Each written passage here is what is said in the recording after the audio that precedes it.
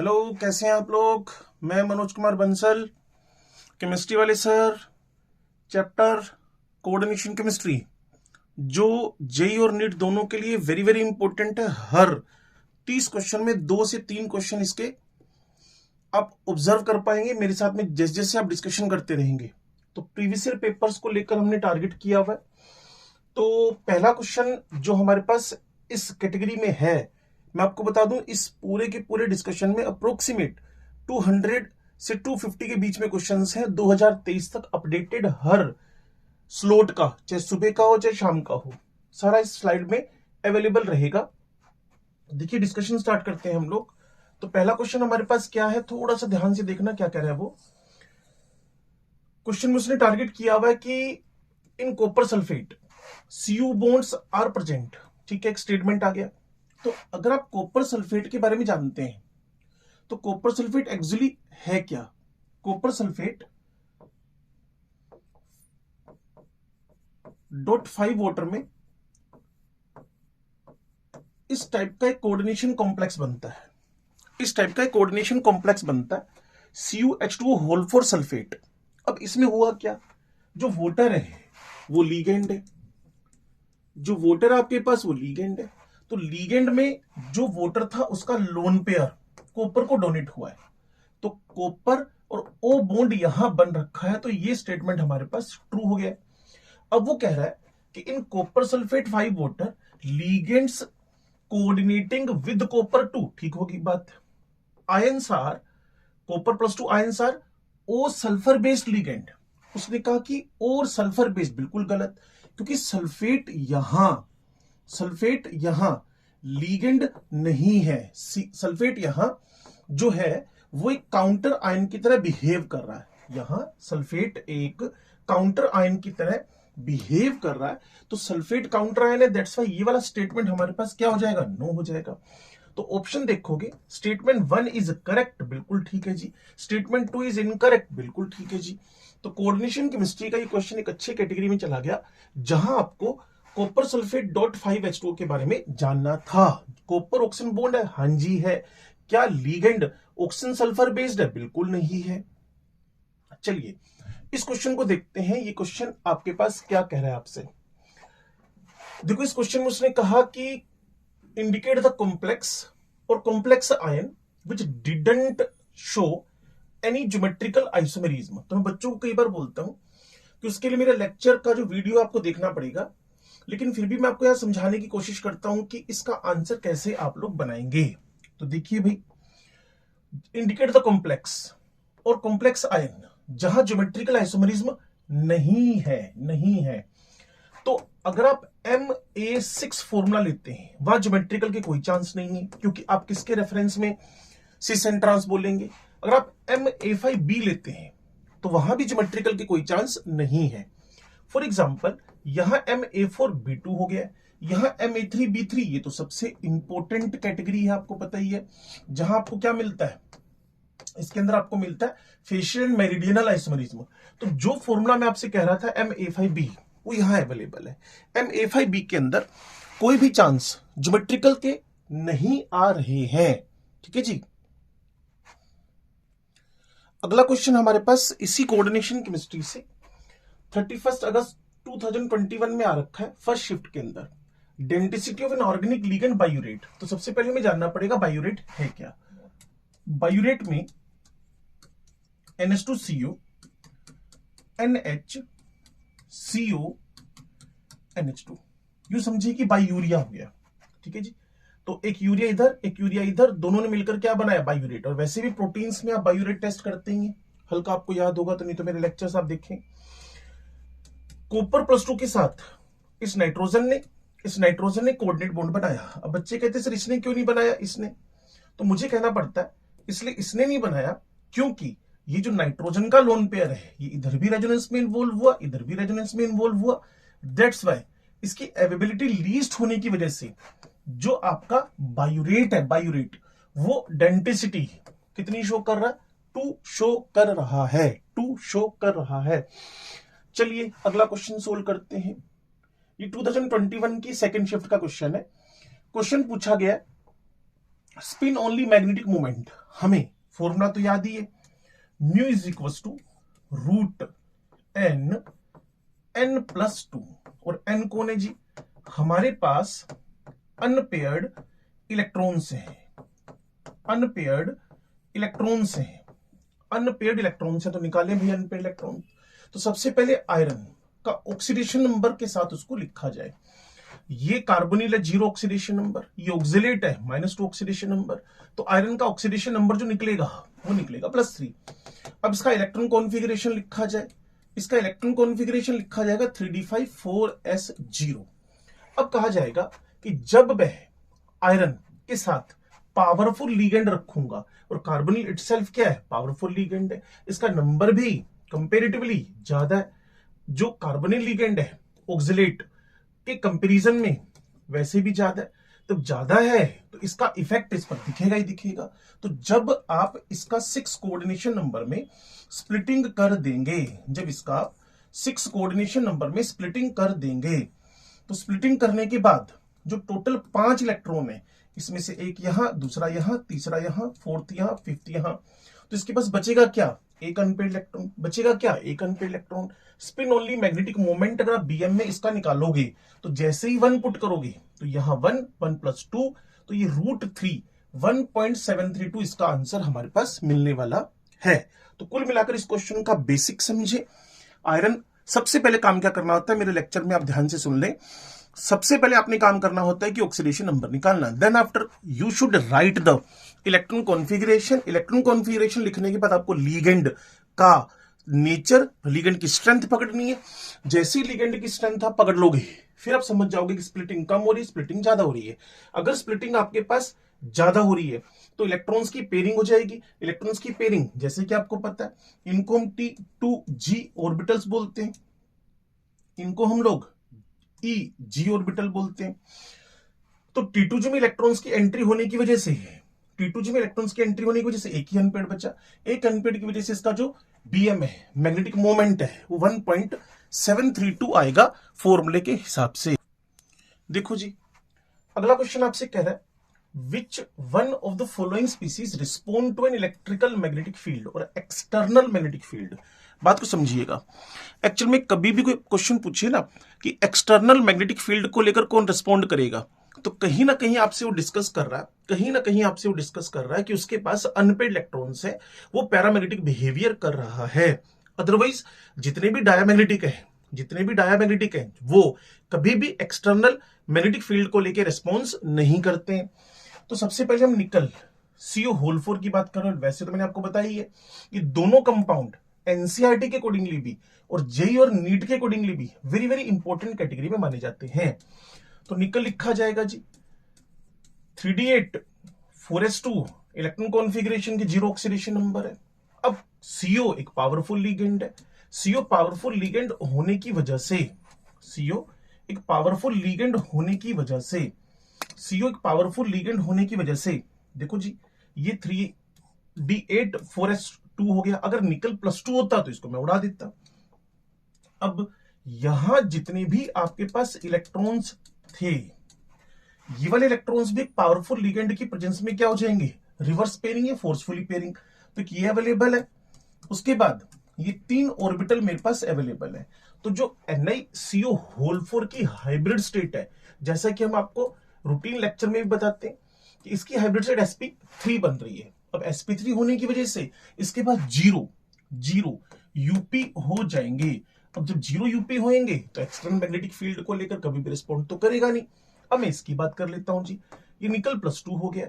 यहां 0 जो मैंने पहले लिखा था आपको, ये वाले इलेक्ट्रॉन्स अवेलेबल नहीं है। ये वाले इलेक्ट्रॉन्स अवेलेबल कौन होगा आपके पास, एग्जैक्टली 3d8। अब 3d8 में भी साइनाइड क्या है, एक स्ट्रॉन्ग लिगेंड है। स्ट्रॉन्ग लिगेंड है तो रिवर्स पेयरिंग होगी, रिवर्स पेयरिंग होगी तो DSP2 DSP2 हाइब्रिड स्टेट आ जाएगी इसकी। और अगर इसकी DSP2 हाइब्रिड स्टेट आएगी तो इसके पास अनपेयर्ड इलेक्ट्रॉन्स आपके पास क्या होंगे, 0। तो यहां भी मैग्नेटिक फील्ड को लेकर रिस्पॉन्ड नहीं कर रहा। चलिए अब मैं देखता हूं जी किनको, नेक्स्ट FeH2O6 थोड़ा सा देखना पड़ेगा। आयरन अपने ऑक्सीडेशन नंबर +3 में, आयरन +3 का मतलब क्या हुआ, 3d5 है, 3d5 है। अगर पावरफुल लिगेंड हो तो भी इसके पास यूपी बचेगा, अगर वीक लिगेंड हो, क्योंकि ओड नंबर है ना, तो अनपेड इलेक्ट्रॉन तो बचना पक्का ही है। दैट्स वाई हमारे रिकॉर्ड में ये जो Fe2O6+3 है, इसने क्या होना है, Fe2O6+3 ने क्या होना है, यूपी इधर 5 और यूपी 1। लेकिन कुल मिलाकर के ट्रिकी फास्ट निकालना हो कि यूपी तो पक्का होगा, तो ये आपके पास क्या हो जाएगा, पीएम। इसको देख ले, आयरन कोबाल्ट, इसका ओरिजिनल इलेक्ट्रॉन कॉन्फ़िगरेशन कोबाल्ट का क्या होता है जी, आयरन कोबाल्ट 3d7,4s2। अब इसने 3 इलेक्ट्रॉन डोनेट कर दिए, क्योंकि इसका कोबाल्ट का +3 ऑक्सीडेशन नंबर है, ये 0 हुआ, यहां आपके पास क्या हो जाएगा, 6 हो जाएगा। और लिगेंड कैसा है, पावरफुल। लिगेंड पावरफुल है तो सारे के सारे इलेक्ट्रॉन्स कहां चले जाएंगे, पेयरिंग की तरफ। और सारे इलेक्ट्रॉन्स अगर पेयरिंग की तरफ चले गए तो CN6-3 को 100% डीएम होना ही पड़ेगा। दैट्स वाई इस क्वेश्चन का जो आंसर हमारे पास आ रहा है वो आ रहा है Fe2O6+3। वैसे भी पावरफुल लिगेंड है, सिर्फ यही वीक लिगेंड है, तो ये हमारे शक पे आ भी सकता था फर्स्ट नंबर से कि इसमें हमें शक होना चाहिए कि ये क्या होएगा, पीएम होएगा, पैरामैग्नेटिक होएगा। अच्छा जी, अब वो पूछ रहा है कि सबसे ज्यादा स्टेबल कौन है। स्टेबिलिटी के लिए ऑक्सीडेशन नंबर हायर हो, दूसरी बात किलेशन हो रखा हो, लिगेंड पावरफुल हो। तो यहां अमोनिया एक ठीक पावरफुल लिगेंड है। इथाइलिन डाई अमोनिया, देखो एक सबसे पहला काम पता क्या है कि आप इनके ऑक्सीडेशन नंबर निकाल लें। कोबाल्ट यहां +2 में, कोबाल्ट यहां भी +2 में, कोबाल्ट यहां भी +2 में, कोबाल्ट यहां भी +2 में, सब में कोबाल्ट +2। तो एक प्रॉब्लम तो दूर हो गई है, क्या कि सेंट्रल मेटल एटम और आयन का क्या रोल है, वो तो भाई सबसे सेम है और सबका ऑक्सीडेशन नंबर भी सेम है। तो अब किसका रोल है जी, अब है 6 मोनोडेंटेट, 4 एक डाइडेंटेट, 3 के 3 डाइडेंटेट, और यहां 2 डाइडेंटेट 2 मोनोडेंटेट। तो भाई साहब एक सीधी सी बात अपने दिमाग में डाल लें, जितना किलेशन बढ़ेगा उतनी स्टेबिलिटी ऑफ द कॉम्प्लेक्स बढ़ती चली जाएगी।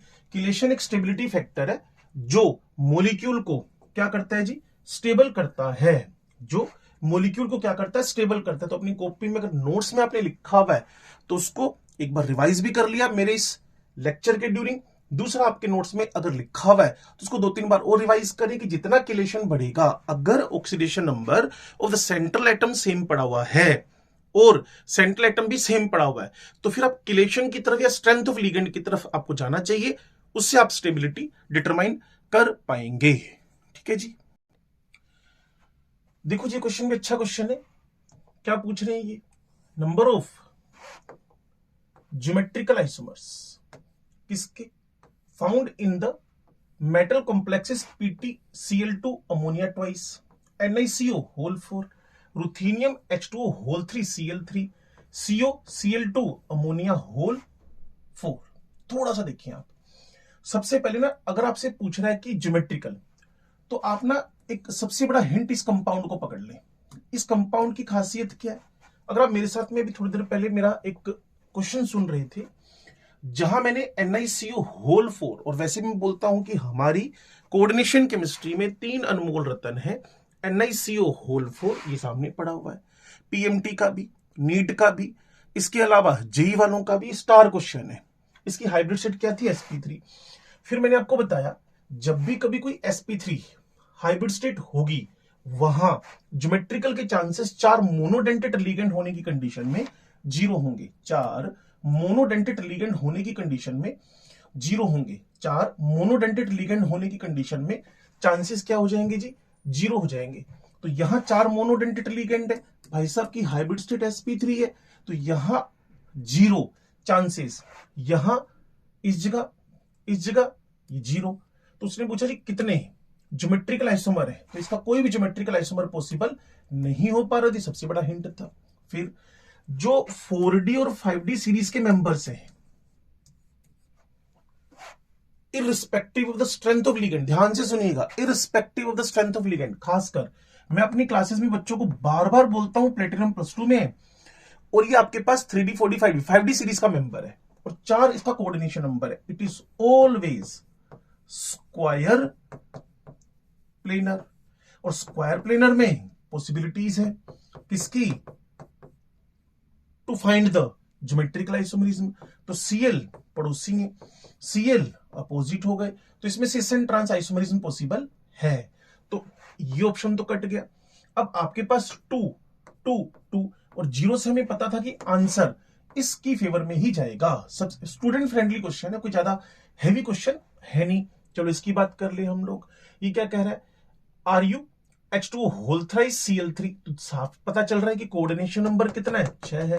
होना तो इसने ऑक्टाहेड्रल है, और ये हमारा मोस्ट फेवरेट कौन सा वाला, जिसमें हमें क्या मिलता है, facial and meridional isomerism, facial and meridional isomerism. तो Ma3B3 तो इसमें पक्का आइसोमेरिज्म तो होगी, फेशियल एंड मेरिडियनल। और ये फिर हमारे पास वापिस आ गया जी, कोऑर्डिनेशन नंबर 6 है। अगर कोऑर्डिनेशन नंबर 6 दिखेगी, अगर कोऑर्डिनेशन नंबर 6 दिखेगी तो पक्का ऑक्टाहेड्रल बनेगा। और उसमें जो फॉर्मूला है Ma2B4 या Ma4B2, इसमें सिस ट्रांस आइसोमेरिज्म पॉसिबल हो जाएगी, और इसीलिए 2022 करके हमारा ऑप्शन चूज होगा। 2022 करके हमारा ऑप्शन चूज होगा। अगले क्वेश्चन की तरफ बढ़ते हैं जी।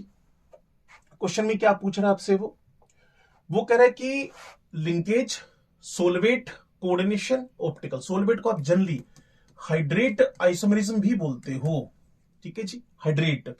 तो लिंकेज का सबसे बड़ा हिंट पता है क्या है आपको, यहां वो लीगेंड ढूंढना है जो बाइडेंटेड, जो एम्बिडेंटेड हो, सॉरी एम्बिडेंटेड। तो ये एम्बिडेंटेड लीगेंड है, ये हमारे ऑप्शन में आ सकता है। ये एम्बिडेंटेड लीगेंड है, ये हमारे ऑप्शन में आ सकता है। इसमें कहीं एम्बिडेंटेड लीगेंड नहीं है। तो ए और बी के साथ हमें लिंकेज आइसोमेरिज्म का ऑप्शन ए के साथ 1 दिखना चाहिए, ए के साथ 1 दिखना चाहिए, ए के साथ 1 दिखना चाहिए, ए के साथ 1 दिखना, तो 1 दिख रहा है ए के साथ लिंकेज आइसोमेरिज्म। फिर बी के साथ भी 1 की पॉसिबिलिटी, बी के साथ 1 की पॉसिबिलिटी नहीं दिखा रहा। तो कहीं ना कहीं सोलवेट की बात करूं तो यहां वाटर का हमें क्या मिलता है, लीगेंड या क्रिस्टलाइन फॉर्म में चेंज। तो सोलवेट जैसे पानी हुआ, और ये Cl3 के साथ पानी और क्लोराइड आपस में क्या करेंगे, इंटरचेंज। तो थोड़ा सा ध्यान से ऑब्जर्व करते हैं कि अगर 2 स्क्वायर ब्रैकेट हो, लेक्चर सुना आपने आइसोमेरिज्म का, अगर 2 स्क्वायर ब्रैकेट हो तो वहां कोऑर्डिनेशन पोजीशन, कोऑर्डिनेशन आइसोमेरिज्म के चांस बनते हैं। तो एक के साथ थर्ड पक्का हो चुका है, एक के साथ थर्ड पक्का हो चुका है, एक के साथ थर्ड की पॉसिबिलिटी 100% हो चुकी है। बी के साथ फर्स्ट लिंकेज की पॉसिबिलिटी मैं आपसे कह रहा था, तो बाकी आपको झांकने की नीड ही नहीं है। यहां अगर आप इंटरेस्टेड हैं तो Cr लिख दें, H2O होल 5 लिख दें, Cl लिख दें, Cl2 लिख दें, और एक वाटर मॉलिक्यूल लिख दें। ये इसका कौन सा आइसोमर बन गया, सोलवेट आइसोमर। फिर ऑप्टिकल, और एक बात मैं फिर आपको अपने लेक्चर में बताता हूं कि जब भी डाइडेंटेड का नंबर, जब भी डाइडेंटेड का नंबर 2 या 3 हो, सिस फॉर्म में गारंटीड आप कौन सी आइसोमेरिज्म लिख कर रहे, ऑप्टिकल। जब भी कभी किसी कोऑर्डिनेशन नंबर 6 के अंदर डाइडेंटेड का नंबर 2 डाइडेंटेड या 3 ट्राइडेंटेड हो, 2 डाइडेंटेड 3 डाइडेंटेड, गारंटी उसके सिस गारंटीड उसके सिस फॉर्म में ऑप्टिकल आइसोमेरिज्म लिख कर आए। तो इसी वजह से बी के साथ फोर्थ के चांसेस हाईली चल रहे हैं। तो कुल मिलाकर आंसर आपके पास इसका बन गया। अब हम अगले क्वेश्चन की तरफ बढ़ते हैं, ध्यान से देखना और सीखना भाई। तो स्टूडेंट फ्रेंडली क्वेश्चन है, कोई ज्यादा हैवी क्वेश्चन है नहीं ना। इस 9th क्वेश्चन में आपसे क्या कह रहा है, the correct structure of the trans NiBr2PPH3 triphenyl phosphine twice and meridional CO ammonia thrice whole twice. अब सबसे पहले हम ट्रांस ढूंढ लेंगे। आपको याद होगा जब भी हम Ma3B3 की बात करते हैं वहां मेरिडियनल आइसोमेरिज्म की बात कर रहे होते हैं। तो सबसे पहले इसका हम लोग कौन सा फॉर्म ढूंढ ले, ट्रांसफॉर्म, तब उसके बाद हम आगे बढ़ पाएंगे। रिजेक्शन टेक्निक से चलोगे जब आप, तो पहले मैं ऑप्शन काट दूं। ये देखो, ये ट्रांसफॉर्म तो है, ठीक है, ये है नहीं। थोड़ा आगे बढ़े तो या तो हमारा ए ऑप्शन आएगा, ठीक है, ये फिर हमारे ऑप्शन में इंक्लूड नहीं हो रहा, ठीक है, ये हमारे ऑप्शन में या तो ए आंसर आएगा या डी आंसर आएगा। थोड़ा सा पीछे चलते हैं जी, इधर ए और डी। अब मुझे वो कह रहा था मेरिडियनल फॉर्म निकालो, फेस आइसोमेरिज्म नहीं पूछ रहा। तो अगर मैं डी ऑप्शन देखता हूं तो डी ऑप्शन के अंदर मुझे सबसे बड़ी प्रॉब्लम क्या दिखती है? डी ऑप्शन के अंदर मुझे सबसे बड़ी प्रॉब्लम क्या दिखती है? ये ए बी बी बी, ये फेशियल फॉर्म है। जबकि अगर मैं ए ऑप्शन देखता हूं, यहां मुझे क्या दिखता है? NO2 के सामने अमोनिया, NO2 के सामने NO2। तो इस एक्सिस पर जब मैं ऑब्जर्व करूंगा, तो ये आमने सामने मेरे पास क्या फॉर्म बना के दे रहे हैं? जैसे मैं आपको समझा रहा होता हूं ना जब चैप्टर में, तो बोलता हूं कि ये मेरिडियनल फॉर्म है। इस एक्सिस के आमने सामने दो, NO2 के सामने अमोनिया, अमोनिया के सामने अमोनिया। तो ये फॉर्म हमारे पास एग्जैक्टली क्या निकल कर आएगी? Meridional form. अगर मुझे वो बोलता कि फेशियल फॉर्म कौन सी है, फेक आइसोमर जिसको बोलते हो FAC, तो फिर मेरा आंसर डी आ रहा होता। तो एग्जैक्टली इसका आंसर क्या बनेगा जी? फर्स्ट ऑप्शन बनेगा, BR के सामने ट्राइफिनाइल के सामने ट्राइफिनाइल आ गया, स्क्वायर प्लेनर शेप बन गया। और यहां आपके पास, क्योंकि ट्राइफिनाइल फोस्फीन को एक पावरफुल लीगेंड माना जाता है, ट्राइफिनाइल फोस्फीन को एक पावरफुल लीगेंड कंसिडर किया जाता है। देखो बहुत अच्छा क्वेश्चन है ये। और इस अच्छे क्वेश्चन में सबसे पहले पूछा कि given below are two statements, the identification, ध्यान से सुनना, बड़ा ही अच्छा क्वेश्चन है ये, क्वालिटेटिव एनालिसिस से भी जुड़ता है। तो निकल का identification of nickel +2 is carried out by dimethyl glyoxime, बिल्कुल सही लाइन है, in the presence of NH4OH। हुआ क्या? डाइमिथाइल ग्लाइकोजाइम का स्ट्रक्चर मैं आपको बना के बताता हूं। ये डाइमिथाइल हुआ, ये ग्लाइकोजाइम हुआ, ये ग्लाइकोजाइम हुआ, ठीक हो गया। बेसिक मीडियम में होगा क्या? प्रोटॉन डोनेट होएगा। तो अब निकल के साथ जो कंपाउंड बनेगा उसमें डाइमिथाइल ऐसा रहेगा, ठीक है जी, double bond N coordinate bond, double bond N coordinate bond, यहां रहेगा OH, यहां रहेगा O ऑक्सीमेट, अगेन यहां फिर डाइमिथाइल, ठीक होगी बात। यहां O जो कि हाइड्रोजन बॉन्डिंग रिस्पॉन्सिबल होगी, यहां OH, ठीक है जी। और इसके साथ का जो नाइट्रोजन है वो कोऑर्डिनेट बॉन्ड बना रहे हैं। तो इन्होंने कहा the dimethyl glyoxime is the bidentate neutral. ओहो, ये गलती हो गई।